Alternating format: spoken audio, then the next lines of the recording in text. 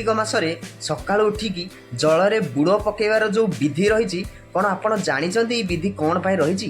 एमती अनेक लोक था जो मैंने भावती कार्तिक मास हूँ धर्म मास, यही मसरे सकाळु उठिकी बुड़ पकेले धर्म होता है। किंतु निवेदन करी महाप्रभु जगन्नाथंकर अपार करुणा ए कार्तिक मासरे जल एथिपाई पवित्र।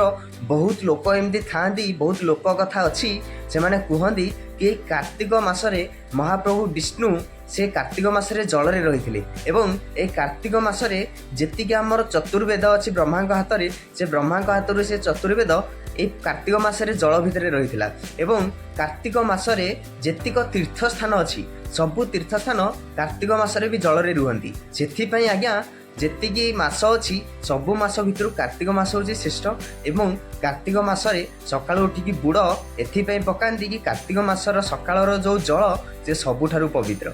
जदि कथाटा बुझीपारे तेरे गोटे लाइक करूँ, वीडियो को सब्सक्राइब, चैनल को सब्सक्राइब करूँ एवं फॉलो करिया भूलिए। जय जगन्नाथ।